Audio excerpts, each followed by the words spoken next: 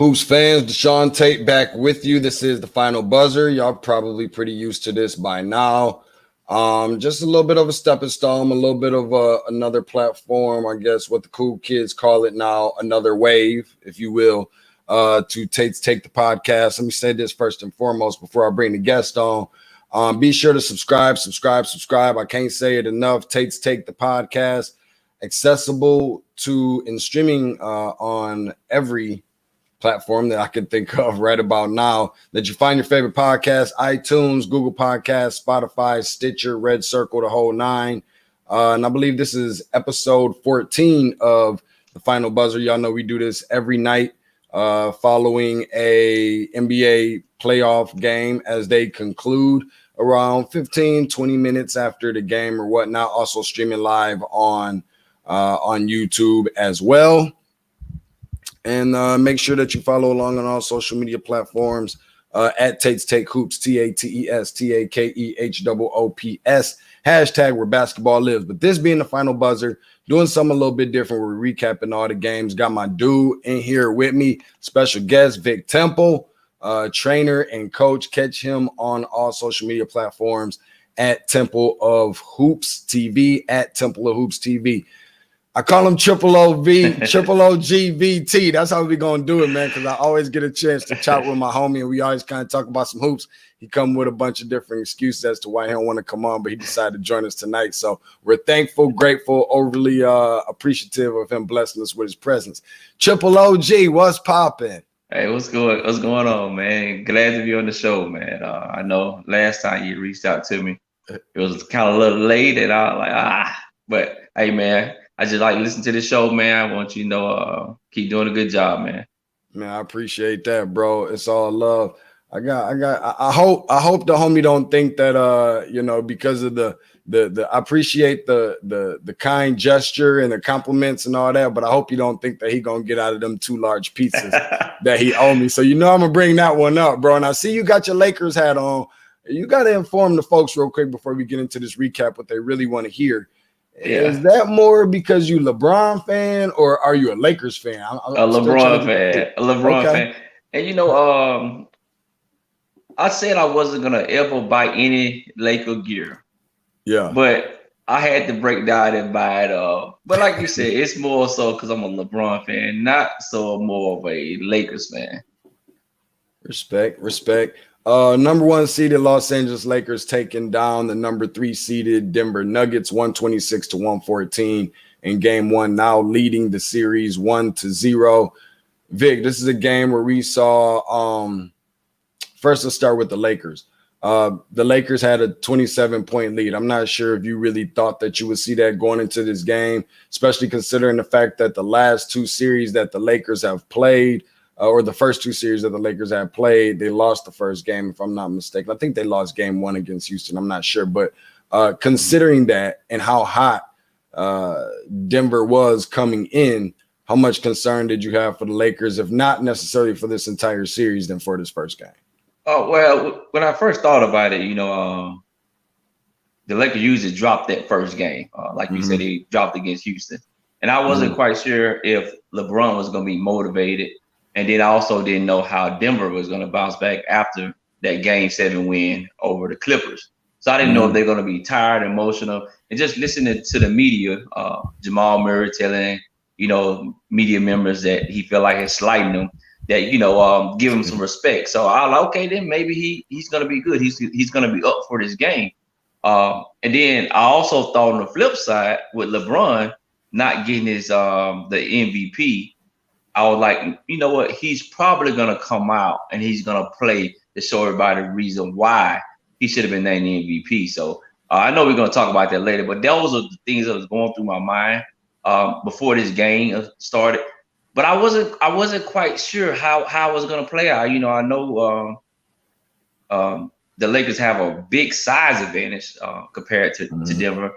And I did feel like Jokic was going to get isolated in the sense, or canceled out, because he's going to have so many bigs to worry with. But Anthony Davis, then you had the Dwight Howard. I knew they were going to throw at him, and then JaVale McGee. But he still got, I think he got 21 points or something like that. I mean, he still got some pretty good numbers, but they just beat him up, man. They beat him up. Man, dude, it's funny. We must watch basketball somewhat similar to one another because many of the things that you said is some of the points that I was kind of going to touch on. Some of the things that you say to me off the air, I don't know if we'd be watching the same game sometimes, but yet still, it's all good. That's the homie. It's all good. So I definitely want to give you some credit on that.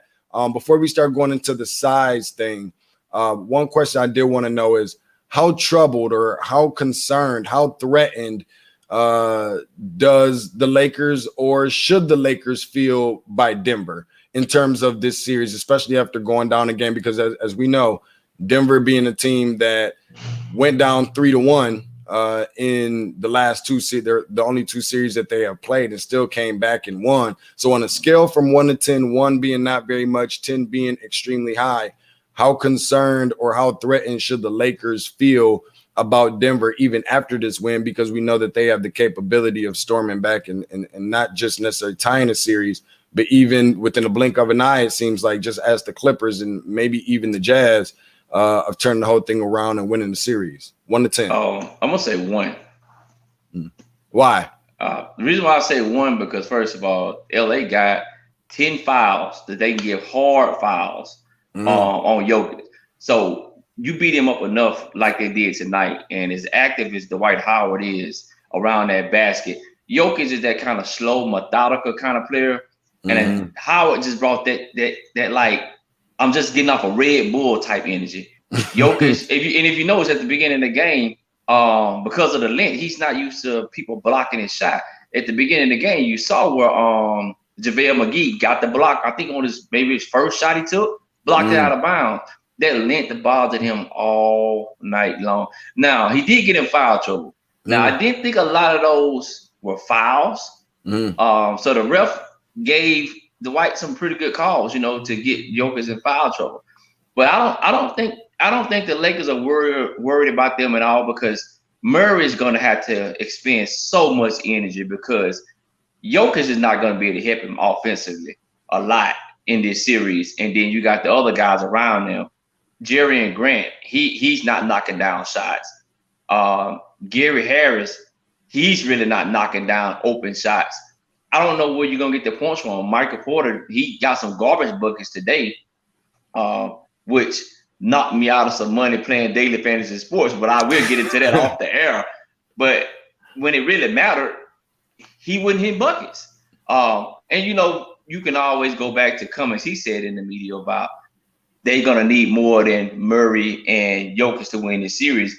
And, in fact, this is when it's going to prove true because Jokic is going to be canceled out, I think, in the series because he's going to be spending so much time on the defensive end trying to stop lobs and everything because Howard got several lobs today. He's going to spend so much time on the defensive end, and then on the offensive end, he's going to be working because JaVale McGee and Howard are some active bigs. They're not that big that's going to sit behind you. They constantly moving, using speed and footwork, which Jokic has good footwork, but it's that slow footwork. You know what I'm saying? But so I don't think the Lakers are going to have any problems with Denver. I was just watching India side in NBA, and who was that? I think it was Kenny bringing out the broom.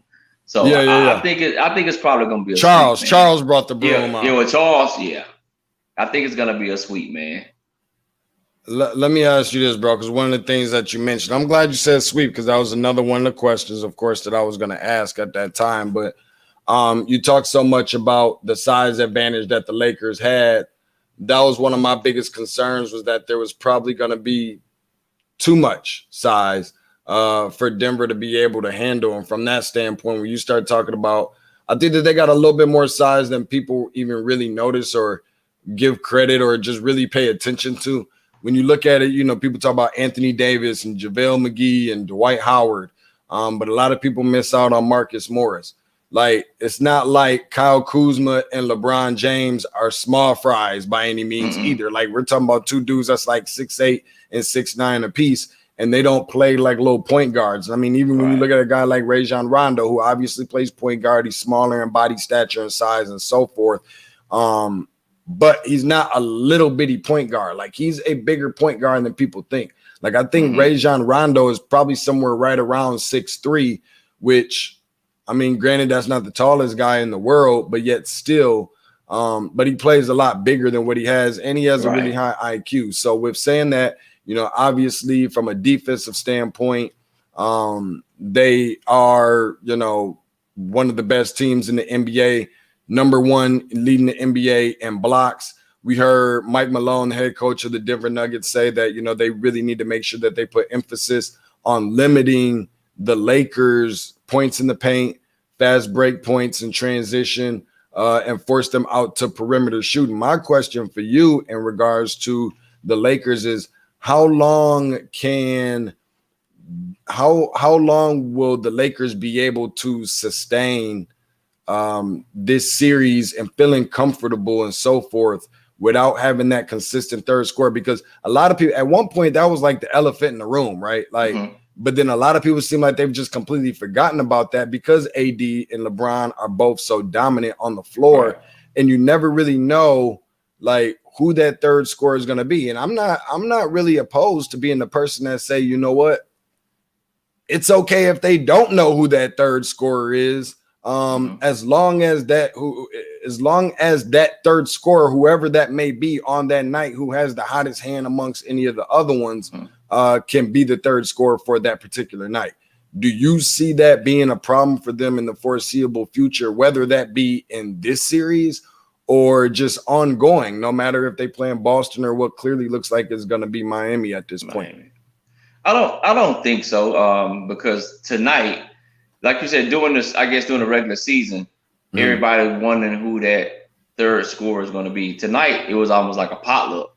I mean, you had Danny Green making outside shots. KCP, got to give big ups to UGA. UGA grad. Well, I don't know if he graduated, but he hit shots tonight. He had a very good game. Everybody was knocking Markieff Morris, was knocking down shots. So you got a lot of production on a lot of people. And don't get me started on Rondo. Man, that's another person that got me out of the blue, because I didn't even put him on my fantasy team because it said that he most likely wasn't going to play today. Yeah. And here he comes out and gets all these assists and get 9 points. I mean, he went crazy, man. So, you know, they got production from everybody tonight. But I don't think they're going to need much outside of Anthony Davis and LeBron against Denver, because Denver don't have anybody that's going to put up points. Only person you're going to put up points is probably Murray. And what a lot of analysts were saying all week was that the Lakers were going to have a problem with guarding them on the perimeter. But I didn't see where they killed the Lakers on the perimeter. They wasn't hitting shots. And they didn't kill them on the inside. And they was able to get out on the fast break, because who you got rebounding the ball for on Denver besides Jokic? And if he's not in there, they getting rebounds and they outletting it to Rondo, and Rondo pushing it. And you got JaVale, you got Howard running. Like you said, big guys. LeBron is big. You got all these bigs. Even Kyle Kuzma running the court at 6'8", 6'9". I mean, how are you going to stop that when they running at you downhill like that? And Jokic is not getting back. So you pretty much, a lot of times, 5-on-4. If that, because Jokic is not running back down court that fast. No, I'm glad that you said that, and you said multiple things, a whole lot in what you did say.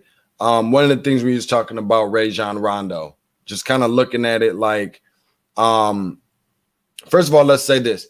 He passed Michael Jordan tonight for the 10th spot in playoff assists, now having 1,025 assists in terms of playoff assists. So congratulations to him.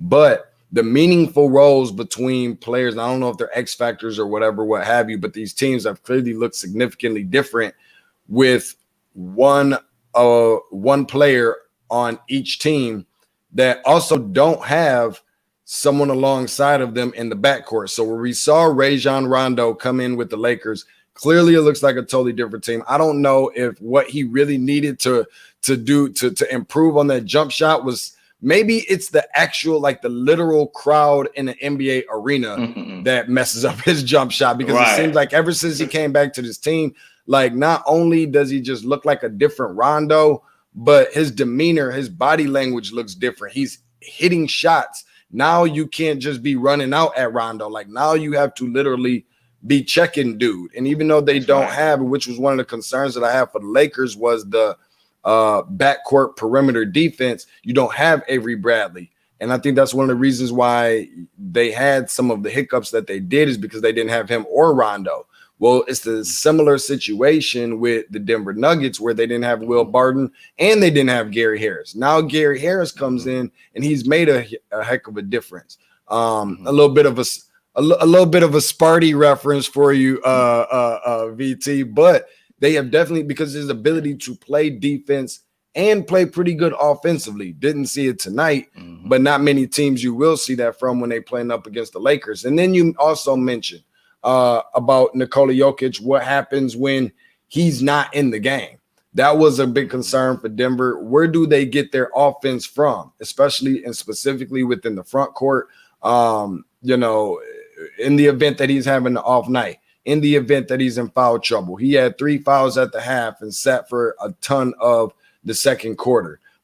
Picked up a 4th foul with 30 seconds into the third quarter, and then picked up his 5th foul late in the third quarter. So it's not an ideal situation for him in the fourth quarter, and only has 1 foul to spare. That's when you start inserting these other guys like Jeremy Grant, Mason Plumlee. I guess who am I thinking of that had 3? They used to play with the Hawks. Paul Millsap had 3 at the half as well. He was in foul trouble. They're putting themselves in funky situations. Need I also mention Michael Porter Jr., who's more of a wing player than he is anything up front, even though he's 6'10". So I think that they actually have some things working against them. I want to get your opinion a little bit on Michael Porter Jr. because I've heard some analysts talking about it. I've definitely seen more than my fair share of it. Being a guy who kind of limits himself to his perimeter shooting expertise, and he doesn't really have that kind of skill set where he can really limit himself, put himself in that type of position. I don't think that it's ideal with Jokic being in foul trouble. He's the 3rd leading scorer on this team. And then his body language was looking bad going into the fourth quarter. He was lacking aggressiveness and seemed kind of stagnant. How big of a factor do you think he is, that he was tonight, versus where he needs to be if they want to win at least one game? You definitely gotta find this guy some looks early. I will say that. But he has to find more ways to help his team win. And like you said, the body language is what I noticed. And a lot of people is going to notice his body language, especially with the comments he made after the game. One of the games where they played the Clippers, about they're going to need more people. So he's feeling like he should get the ball more. But he's got to find, until Mike Malone can run some plays through him, he's got to try to use that 6'10", 6'11" frame to try to hit the boards better, be a better defender. Just do little things right now. But I mean, the guy is very talented. He definitely put me in a mind of Kevin Durant, how he gets off the floor with that shot. Very long. If he gets up and gets it up in the air, you're not going to block it. I mean, he's getting off the floor, and it's a nice shot.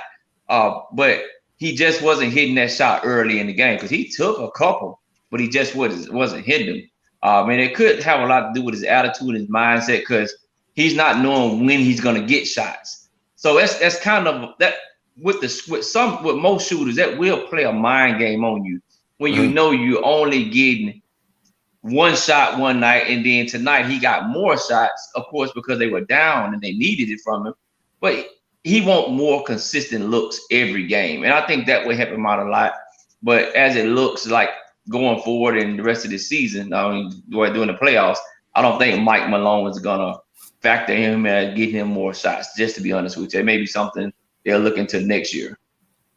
Yeah, it just kind of doesn't seem like a situation in which, I mean, I don't know, with his comments, he may have been, regardless of the fact that, I mean, we all know this, biting off a little bit more than he can chew. We know that he needs the ball in his hands a little bit more, and that he can score, and that, he's obviously athletic. and that there needs to be other options besides just Jokic and Jamal Murray. And I think we all understand that. And we also all understand why you just can't say exactly what he said in terms of who he said it to, being the media, versus keeping it closed in within the locker room. A couple people chiming in with us. Always like to show them some love. You know that you can always have the option and the ability to allow your voice to be heard. Julio ATL chiming in off of Facebook, where we stream live. Time for the King to hang a banner. Number 4, all hail to the King. Also mentioning playoff Rondo. Kevin Estes, appreciate you for checking in with us, bro, saying that Rondo was a floor general tonight. I tell people all the time, man, he one of the best to do. A lot of people kind of overlook him, don't really pay much attention to him. I know sometimes he'd be injured or it looked like he'd be half playing or whatever, what have you. But nonetheless, like, Rondo was definitely out there looking good. And now time to talk about your boy LeBron James before we get ready to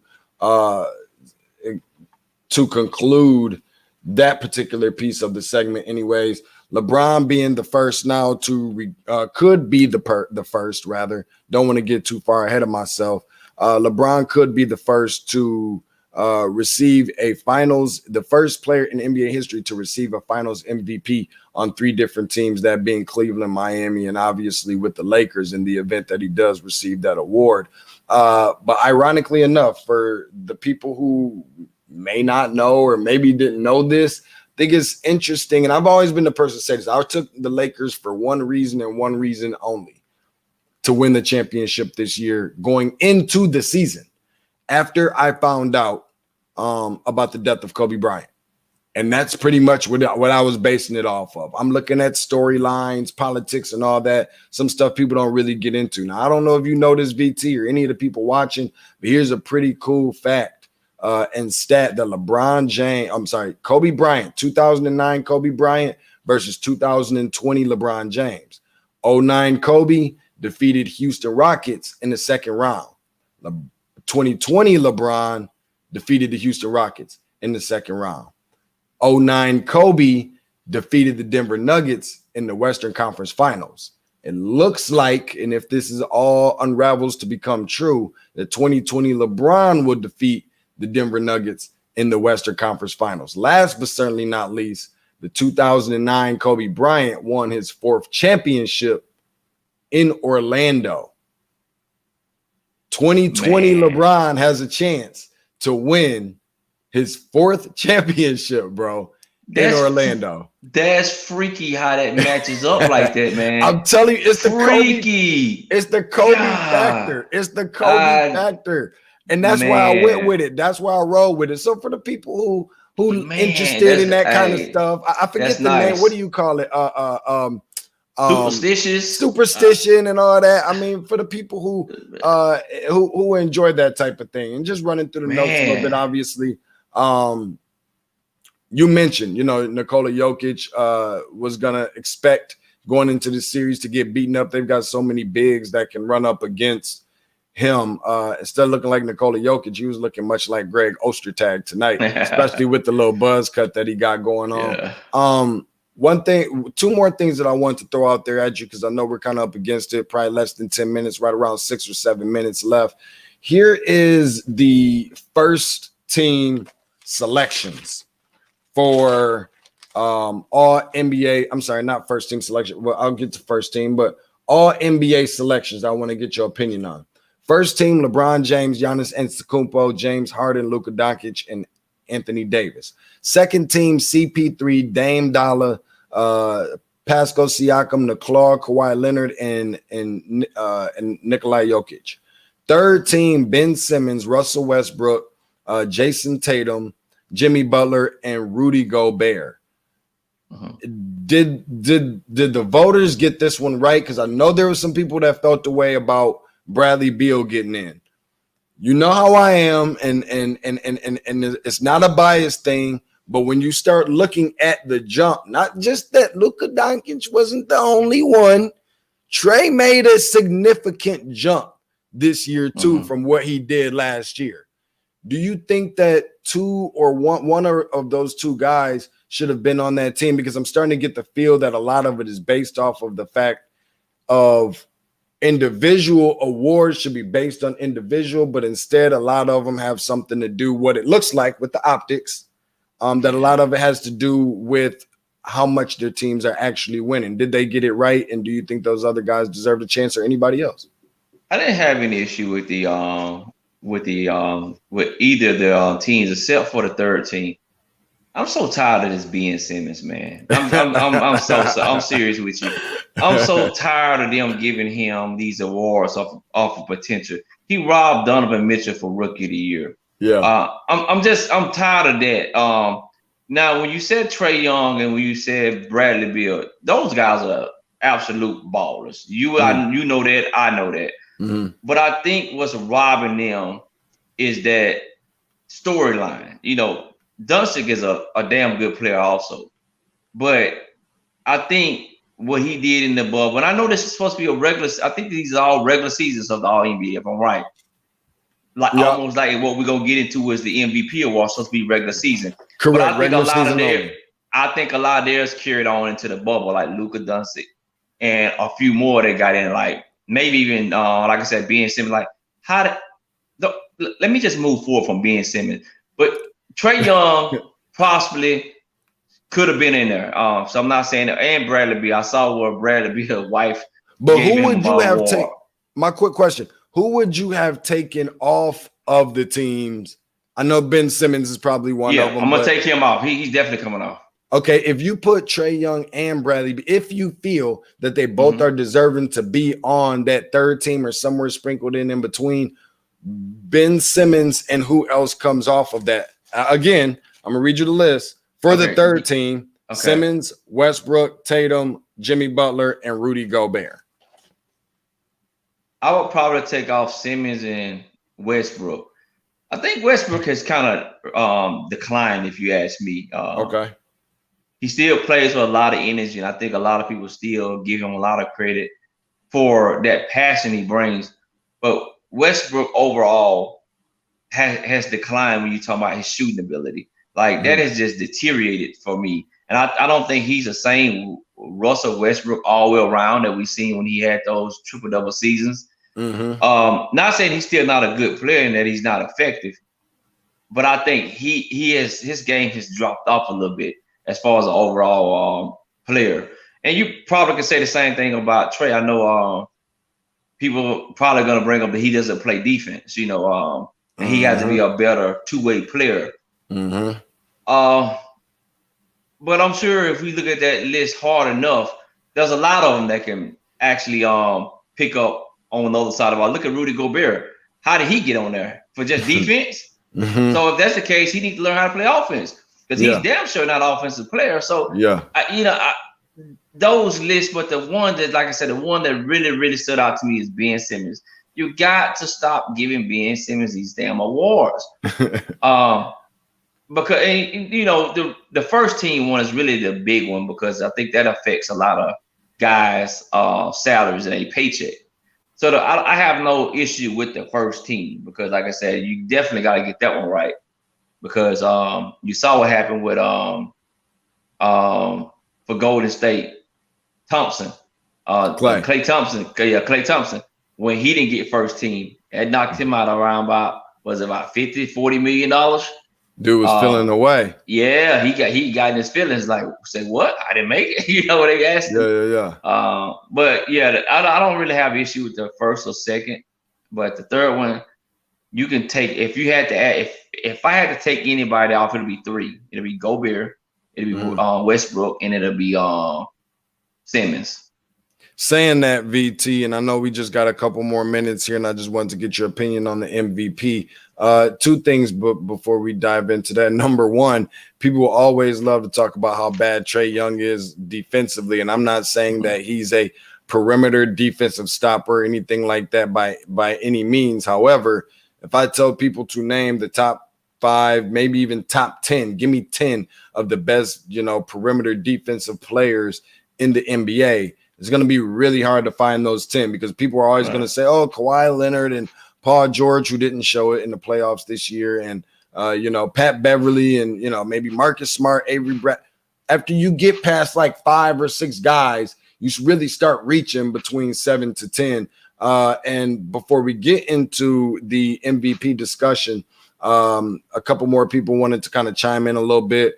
A couple times with some very good points. Derek Crush Boyd, who's a consistent, persistent listener and watcher here on the show, really grateful, appreciative of him checking in, saying it's sad to say they play solid. It's sad to say they play solid, but Denver has to exploit their strength and not their weaknesses. Also mentioning that Trae Young should have been there along with Bradley Beal, Zach LaVine as well, talking about on the. I forgot about it, Zach LaVine. Dude, yeah, is Zach killing LaVine in Chicago. Exactly, especially if we're talking about players that specifically didn't necessarily have all that great of a season in terms of their team or whatnot. He said you take off Ben Simmons, and where does Devin Booker stand and all of that? Also feeling I that forgot about Book. Devin Booker should be first team or a strong second team. Question for us. What both of y'all think? Who would you take on your team, Devin Booker, Trae Young, or Zach LaVine? So if you're starting a team today, I'm just guessing, you're starting a team today, one of those guys are going to be the guy that you start a team with. I'm guessing, because it's always tricky when somebody asks these questions, like, who do you take on your team? Well, what exactly do I need? Do I need a playmaker? Do I need a scorer? Do I need a combo guard? Do I need athleticism? Do I already have enough athletes on my team to where I don't need the athlete that Zach LaVine is? So I like to be clear about that part. But as it states right here, much like anybody else, you can be just like Derek Crush Boyd. You can always chime in here. Feel free to leave a comment with questions or opinions below. Always welcome to that. Let me ask you that, VT, because give me the three again. Devin Booker, you see it right there on the screen. Devin Booker, Trae Young, or Zach LaVine. Cuz might need to break out his the bifocals for your boy. Well, I got my contacts in, so I don't know why I couldn't see it. I see the ticker at the bottom of the screen. I wouldn't be me if I wasn't teasing you, bro. Book, Trae, or Zach. Who would you start your team with if you was just picking out of those three? And why? Man, that's tough. Let me think. I would probably go with Devin Booker. Reason why I'm gonna say Book. I think Book is he dribbles the ball well enough that I could put him at point. He shoots, and he's pretty quick off the dribble. He's not blazing fast. He has size, so he can create his own shot off the dribble, but you also too can spot him up off the ball. Mm-hmm. Trae Young, he's just small right now. He's gonna need a lot of help. Truthfully speaking, Trae Young, all he does is pulls up shots, shoot deep threes, and he does get to the basket. But Trae Young is going to be a liability because he's small on the other end. So I wouldn't start my team with him. But he'll be a damn good player to have on your team. Zach LaVine is explosive. And I think his overall game, as far as being able to shoot the ball as well as he does, get overshadowed by his athleticism. But he shoots the ball very well. I don't know how smart he is. If I'm gonna put him as a point guard, because if I'm gonna start a team with him, he's pretty much a shooting guard. So if you're gonna start a team with a shooting guard, is he that good of a shooting guard that I want to build around him? I don't quite know that. But I know Devin Booker is a smart player. He's intelligent. Like I said, he has a size that LaVine has. He's not a terrible defender. He's not a great either, but he has enough size that where he can get better at defending. Defending is just want thing, just to having the effort and want to do it. And then, like I said, he shoots the ball well, whether he starts off with the ball in his hand or whether he's spotted up somewhere. So I'm gonna have to go with Booker, man. All making very good points, bro, because one guy got the size, the other guy has unlimited range, the other guy has the unlimited athleticism. So it's just crazy to put these guys in these different scenarios. I guess, like you said, depends on what they need. Last and certainly, I guess it is least, In terms of the MVP, Giannis goes on and wins his second MVP and in back-to-back fashion. Did Steve Nash win it in back-to-backs, or that wasn't back-to-backs? I can't really remember, but just your overall thoughts on Giannis when I know you're a LeBron dude. Do you think that LeBron deserved it? Do you think Giannis deserved it, or why? This has nothing to do with me being a LeBron guy. This has a lot to do with the NBA is trying their best to hand this thing off to somebody when LeBron leaves. And I feel like a lot of the all NBA teams is built around these guys, the league building a legacy for these guys. Don't worry about that. Give it to the guys that's deserving. Ben Simmons is another one. They're trying to hand this thing off to him. They trying to put it on a cookie. They trying to put it on a platter for him to be one of them next guys. And so to not put him on one of them all NBA teams is going to mess up what the league is trying to build for him. They pretty much trying to hand everything to him. Don't do that, man. You know, and did you mention Donovan Mitchell? He made one of those teams, right? He better. No, Donovan Mitchell didn't make the team. Donovan Mitchell didn't make a first, second, or third?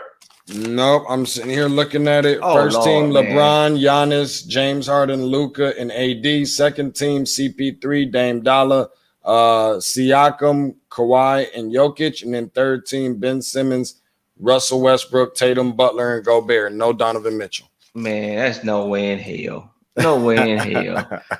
But this thing with Giannis, man, if I'm not mistaken, in the regular season, LeBron, before the pandemic hit, he downed the Clippers, then he downed Giannis. And going into the bubble, the 8 games they played, he still played damn good. This whole thing with Giannis, man, people are going to be very disappointed. He needs help. Don't get me wrong. He needs help. Yeah.